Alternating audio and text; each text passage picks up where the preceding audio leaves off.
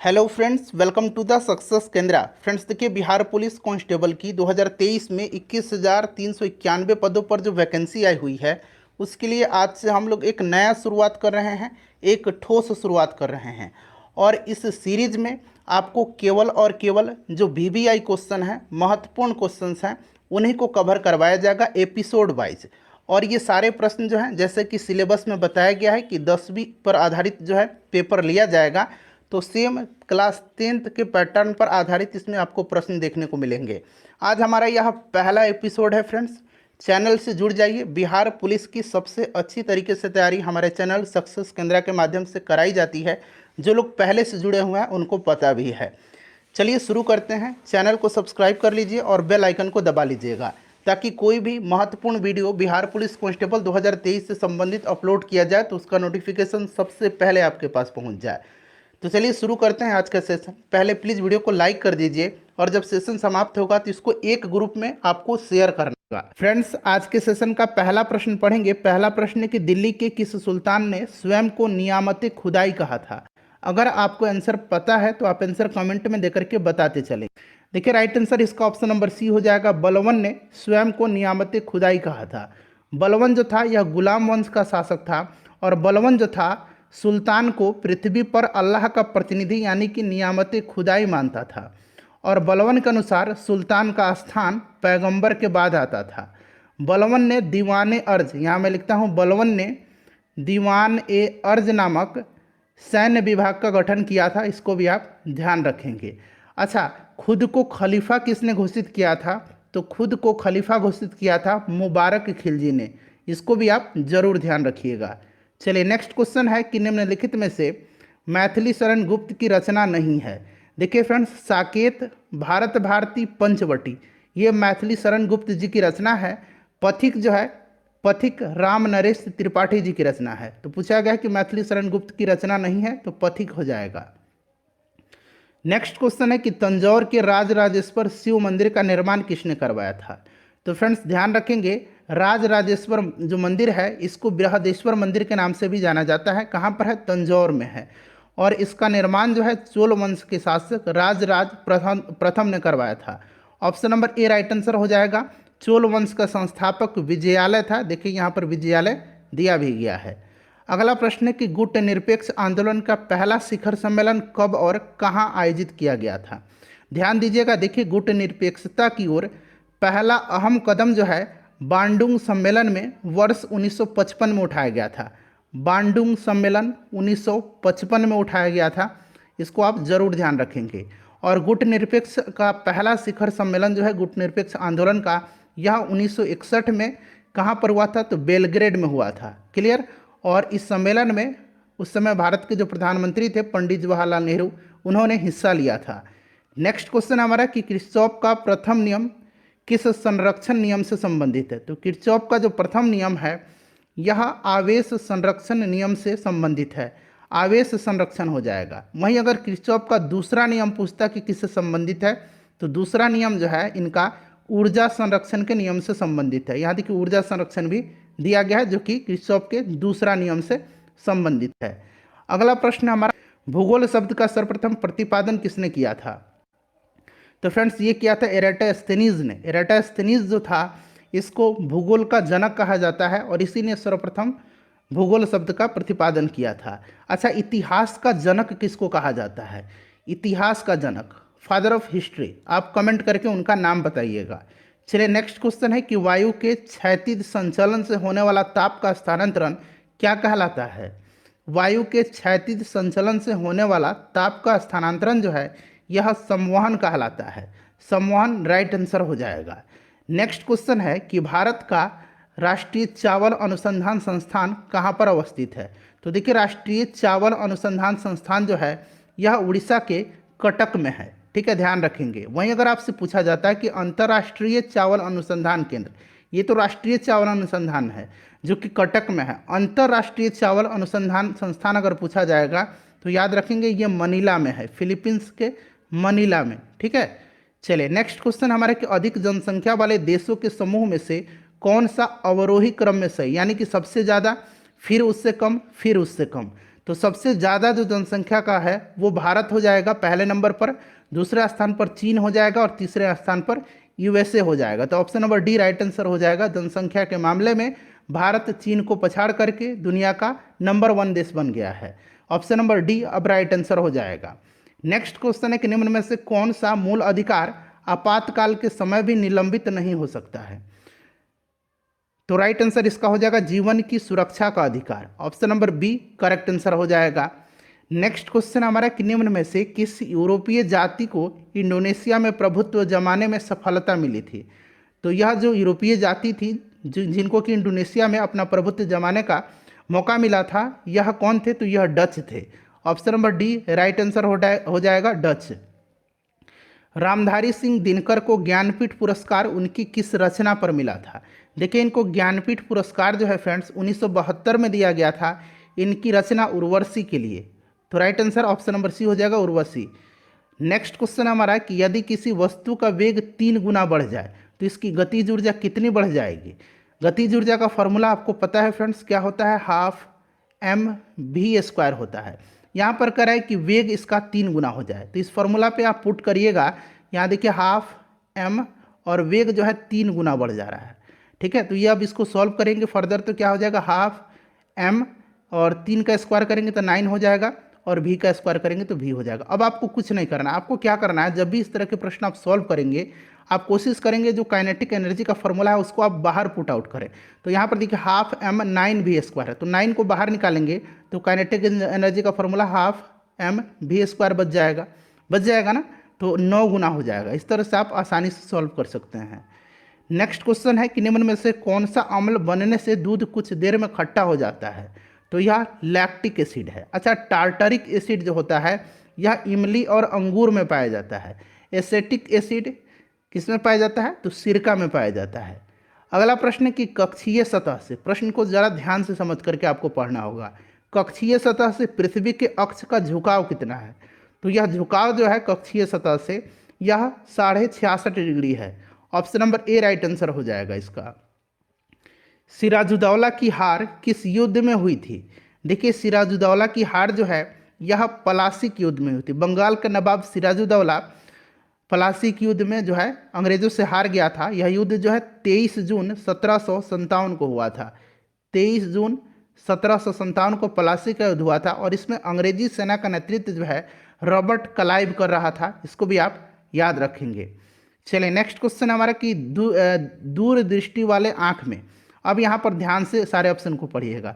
दूरदृष्टि जो है इसमें जो क्या होता है कि जो प्रतिबिंब होता है ये रेटिना के पीछे बनता है। रेटिना के पीछे प्रकाश किरणें अभिसारित होती हैं। ठीक है, तो option number D right answer हो जाएगा। और दूरदृष्टि में क्या होता है? दूर की वस्तुएं दिखाई देती है परंतु नज़दीक की वस्तुएं दिखाई नहीं देती है, और इसके निवारण के लिए जो है उत्तल लेंस का इस्तेमाल किया जाता है। वहीं अगर निकट दृष्टि पूछता तो अवतल लेंस का जो है उसमें इस्तेमाल किया जाता है। Option number D right answer हो जाएगा इसका। नेक्स्ट क्वेश्चन है, और फ्रेंड्स प्लीज़ वीडियो को लाइक किया करें, ज़्यादा से ज़्यादा शेयर करें। देखिए, यूरेनियम का कौन सा आइसोटोप न्यूक्लियर रिएक्टर में होने वाली श्रृंखला प्रतिक्रिया को जारी रखने की क्षमता रखता है? तो यूरेनियम का जो यह आइसोटोप है यह यूरेनियम 235 है, जिसका इस्तेमाल किया जाता है न्यूक्लियर रिएक्टर में। ठीक है, नेक्स्ट क्वेश्चन है कि विटामिन के की कमी के परिणाम स्वरूप खालिस्तान दिया गया हो सकती है। विटामिन के का रासायनिक नाम क्या है? फिलोक्विनोन है। क्लियर। और देखिए, विटामिन के की कमी से क्या होता है? रक्त का थक्का नहीं बनता है। तो देखिए, जब थक्का नहीं बनेगा तो क्या होगा कि रक्त स्राव ही नहीं रुकेगा, तो शल्य क्रिया के उपरांत रक्त स्राव, ऑप्शन नंबर डी यही होता है विटामिन के की कमी के कारण। चलिए अगला प्रश्न है कि भारत सरकार अधिनियम 1919 की सबसे महत्वपूर्ण बात जो उस अधिनियम से प्रारंभ की गई थी वह था, बताइए। राइट आंसर क्या हो जाएगा? मॉन्टेग्यू चेम्सफोर्ड सुधार अधिनियम इसको कहा जाता है। तो द्वैध शासन शुरू की गई थी। Option number A right answer हो जाएगा, द्वैध शासन की शुरुआत। ठीक है, चलिए उसके बाद नेक्स्ट क्वेश्चन है कि मेरी कविता मेरे गीत कविता संग्रह किसके द्वारा रचित है? तो यह रचित है पद्मा सचदेव के द्वारा। Option number A right answer हो जाएगा। अवध में किसानों का नेतृत्व किसने किया था?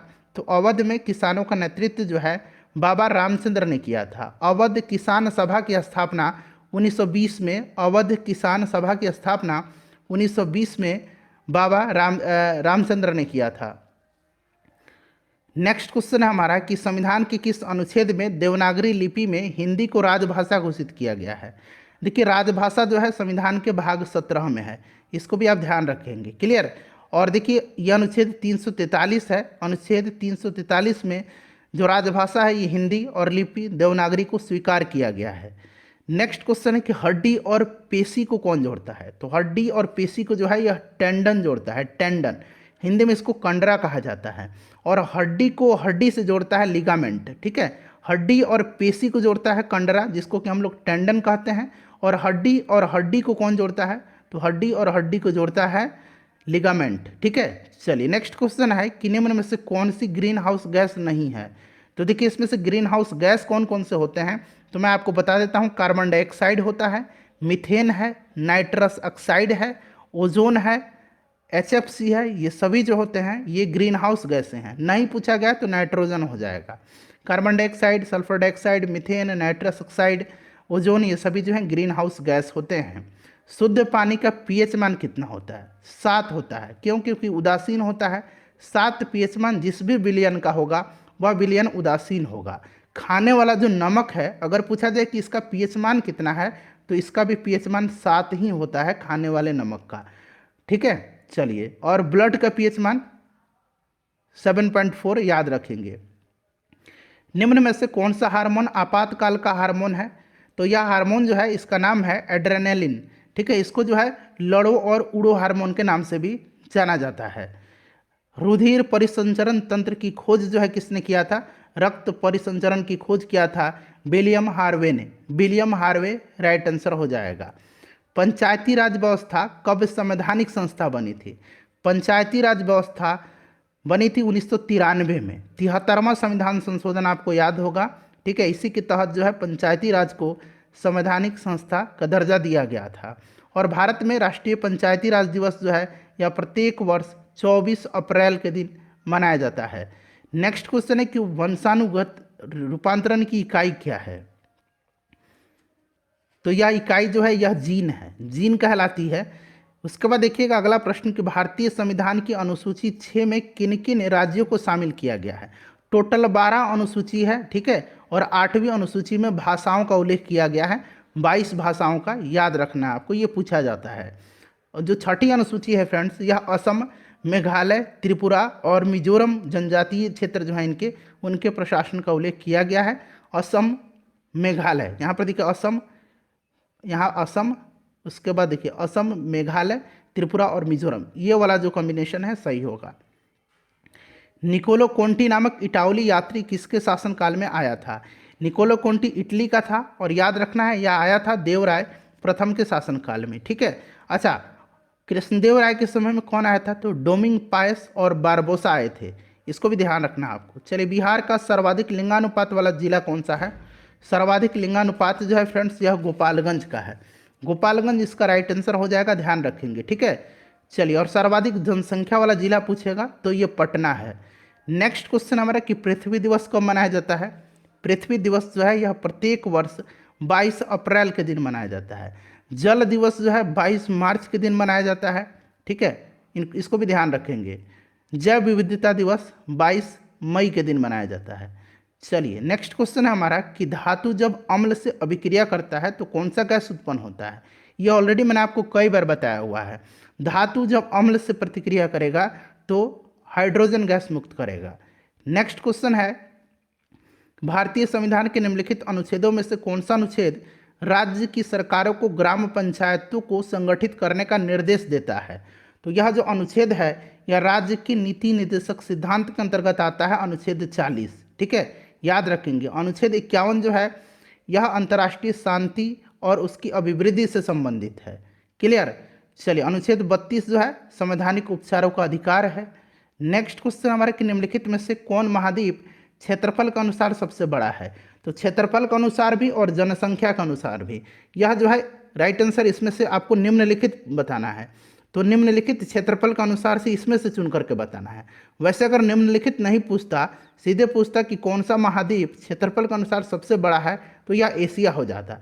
इसमें से आपको बताना है। तो इसका आंसर आपको देना है। इतना तो बेसिक जानकारी आपके पास होगी ही। इसका आंसर आप कमेंट करके बताइए कि इनमें से ये चारों जो महादेश दिए गए हैं, इनमें से सबसे बड़ा कौन सा है। बिहार में लोकसभा में सांसदों की संख्या यानी कि लोकसभा सीट की संख्या पूछा जा रहा है, तो ये 40 है।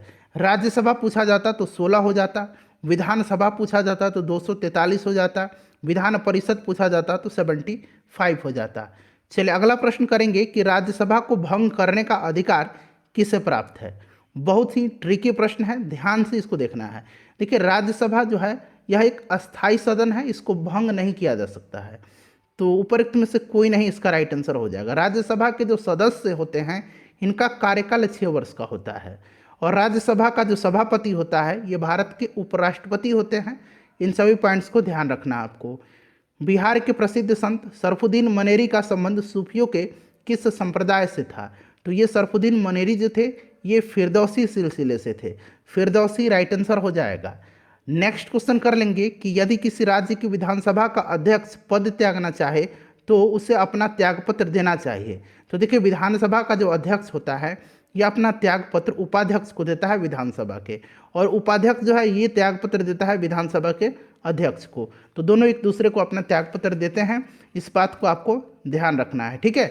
चलिए नेक्स्ट क्वेश्चन हमारा कि मंत्रिपरिषद उत्तरदायी होती है। तो मंत्रिपरिषद जो है यह लोकसभा के प्रति उत्तरदायी होती है। तो यहाँ पर देखिए संसद के प्रति दिया गया है, लोकसभा के प्रति, ठीक है। संसद के प्रति, लोकसभा के प्रति याद रखेंगे। अगर लोकसभा हो तो लोकसभा पर लगाएंगे, संसद ऐसे ही संसद ही है। चलिए नेक्स्ट क्वेश्चन है कि जीवन चक्र की दृष्टि से पौधे का सबसे महत्वपूर्ण अंग कौन सा है। और जो राज्य के मंत्री होते हैं ये उत्तरदायी होते हैं विधान, सामूहिक रूप से विधान सभा के प्रति। तो जीवन चक्र की दृष्टि से पौधे का सबसे महत्वपूर्ण अंग जो होता है यह पुष्प होता है। उसके बाद देखिए एस्पिरिन है। एस्पिरिन क्या है, तो एस्पिरिन एक औषधि है, इतना तो पता है। और यह एक एंटीपायरेटिक है यानी कि ज्वरनाशक औषधि है, जिसका प्रयोग बुखार में, फीवर में, सिर दर्द में, बदन दर्द में, पीड़ा निवारण के लिए किया जाता है। तो एंटीपायरेटिक हो जाएगा राइट आंसर इसका। उसके बाद देखिएगा कि ऋग्वेद संहिता का 9वां मंडल जो है यह पूर्णतः समर्पित है। तो 9वां मंडल जो है यह सोम को समर्पित है, सोम देवता को समर्पित है, सोम और इस पेपर नामांकित देवता को। अगला प्रश्न है कि महाराष्ट्र के किस सुधारक को लोकहितवादी कहा जाता है। लोकहितवादी कहा जाता है गोपाल हरि देशमुख को, ठीक है, याद रखेंगे लोकहितवादी। नेक्स्ट क्वेश्चन है कि ब्रह्म समाज की स्थापना कब हुई थी, वर्ष पूछा जा रहा है। इसकी स्थापना जो है राजा राम मोहन राय ने किया था 1828 में। राजा राम मोहन राय को भारतीय पुनर्जागरण का जनक कहा जाता है। राजा राम मोहन राय को भारत में पत्रकारिता का अग्रदूत भी कहा जाता है। नेक्स्ट क्वेश्चन है कि भद्रावती इस्पात केंद्र कहाँ पर स्थित है। भद्रावती इस्पात केंद्र जो है ये कर्नाटक में है, भद्रावती नदी पर है। और इसका जो नया नाम है, मतलब इसका जो नाम है यह Visvesvaraya iron and steel works, Visvesvaraya iron and steel works. अगर आपसे पूछा जाए कि कहाँ है तो कर्नाटक में है, भद्रावती नदी राइट आंसर हो जाएगा। भारत के राष्ट्रपति को यह अधिकार नहीं प्राप्त है कि वह, क्षमादान तो है ही, आपातकाल की स्थिति जब आती है तो घोषणा करने का अधिकार है, अध्यादेश जारी करता है अनुच्छेद 123 के तहत। न्यायालय के न्यायाधीश को हटाने का अधिकार इसको नहीं है। नेक्स्ट क्वेश्चन करेंगे कि मौलिक कर्तव्यों को निर्धारित किया गया है। मौलिक कर्तव्य फंडामेंटल ड्यूटीज टोटल 11 हैं वर्तमान में मौलिक कर्तव्य, और 42वें संविधान संशोधन के द्वारा सरदार स्वर्ण सिंह समिति की अनुशंसा पर जो है इसको संविधान के भाग 4A के अनुच्छेद 51A के अंतर्गत जो है रखा गया है, ध्यान रखना आपको। सौरमंडल का सबसे बड़ा ग्रह कौन सा है, इसका आंसर आप कमेंट करके बताइए। और मैंने आपको 50 प्रश्न कवर कराया हुआ है, इनमें से कितने प्रश्नों का आंसर आपने सही दिया है ये भी आप कमेंट करके बताइए।